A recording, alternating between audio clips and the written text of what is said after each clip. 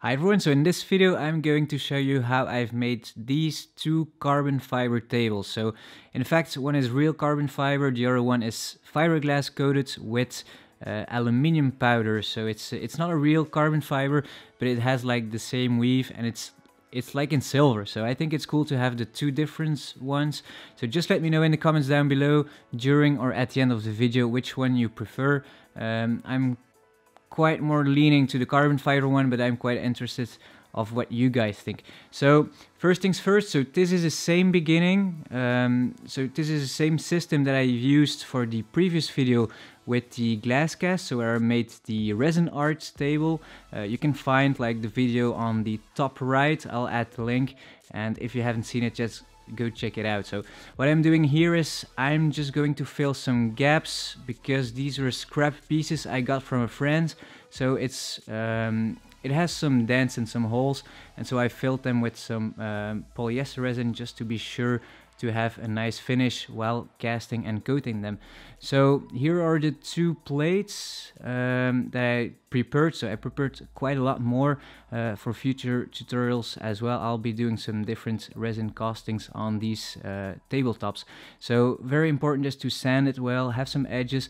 I trimmed the edges round with a router just to have like a more level finished piece at the end, so the resin will flow over that edge. It's quite important because you will get some tension onto your resin while casting them. So here I'm using an acrylic lacquer. So here's like, I've did some mistakes during this video, but it turned out quite well. But some things I would have done differently is I didn't use a primer, so I directly went with the final finishing paint, so being an acrylic with a satin finish. I would have used a primer just to be able to like apply less layers. I had to apply 4 layers. I was just being a bit lazy and a bit of a cheap ass, but the problem was I had to use more paint instead of having just being a primer being used. So here I'm just sanding them down after those 3 layers, just to make sure that I don't have like high spots or little dust debris being stuck into the paint.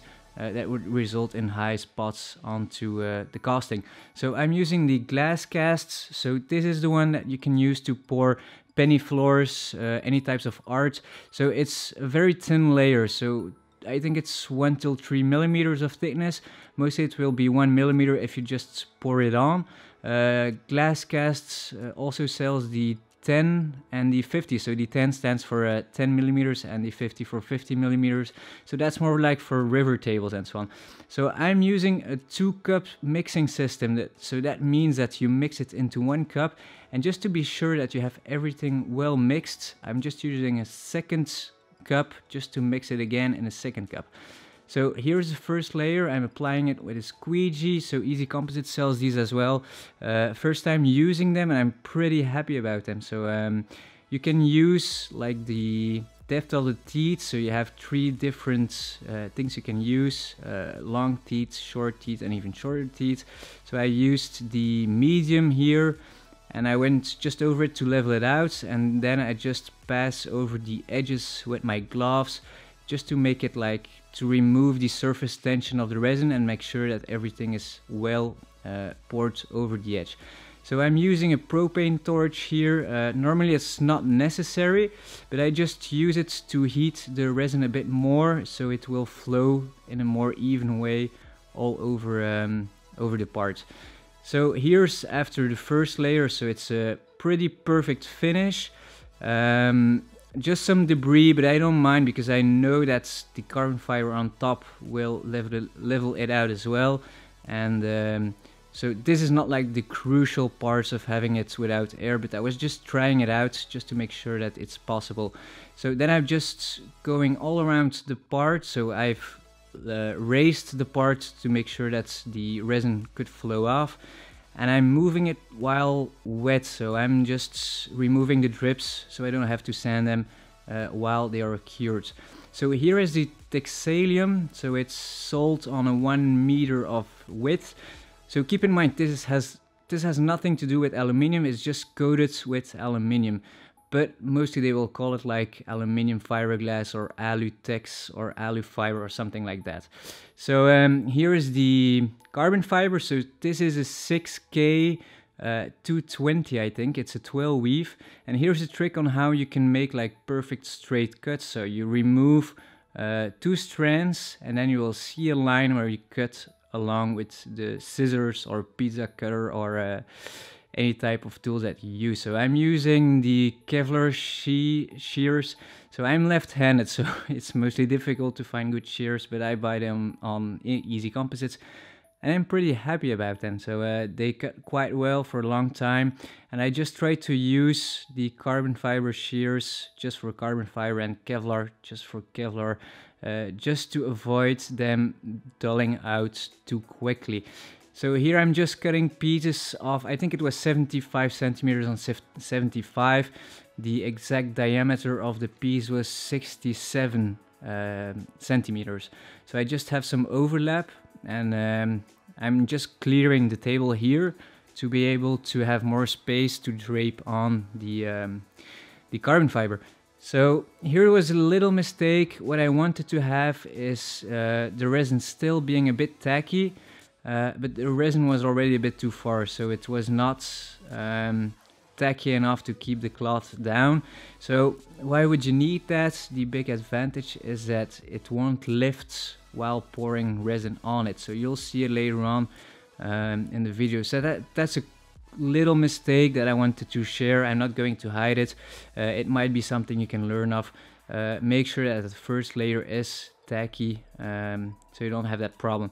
So here you can see I'm applying it by brush, not with the squeegee anymore because the teeth would distort the weave. So the brush is a bit softer, and you can just brush it all the way around. The problem I had here, because it wasn't tacky enough anymore, is that some resin will pull up under the cloth and making it difficult to remove it at the end. So you have little mountains of carbon fiber floating on top of these little poolings of epoxy resin. So here's after the first pour, it looks awful, like in my opinion. It's because like you have high spots, and the carbon fiber still sucks up some resin after it being poured, but that's no problem because that's why the second coat is for. So that will make it possible to sand it all flat and have the good results you're looking for. So here's a second pour, and you can see like it's a fast forward, and here I'm just torching the surface, and here you can see how it levels out when you see that light stripe. You can see how it gets better and better after heating the resin a bit. So here's after the second pour, looking quite good. High reflection, high gloss, some dust, but I didn't mind. You'll see later on, the last pour will be done in my office just to make sure there's no dust going in. But I know I was going to sand it and coat it again, so that wasn't a problem. The Texalium is quite easy to cut because it's a fiberglass type.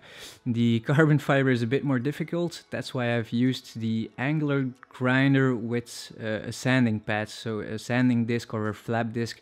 I don't really know how it's called, but it works quite well. So you can go all the way over the edges, remove all the carbon fiber that is needed, and then you can just start sanding the surface. And I'm using a 220 grit sanding paper on a sanding machine.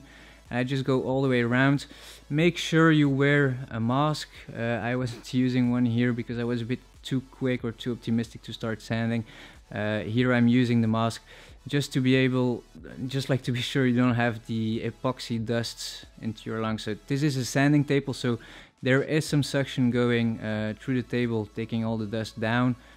But it's better to have a mask and a headphone just to avoid having your ears being damaged.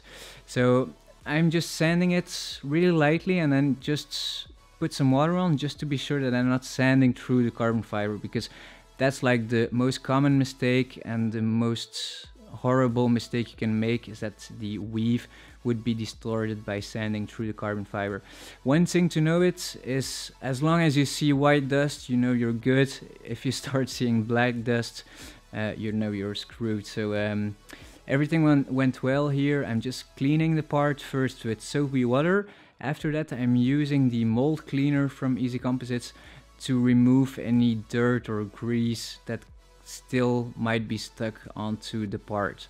So as you can see, it's pretty well leveled now, and the last pour is probably the easiest one and the most satisfying one. So you just pour it on, and you will notice that every layer will take less and less resin to get good results.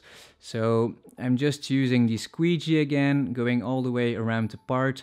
Make sure that I'm removing all the tension all the way around the part, so that it will flow quite evenly over the edges.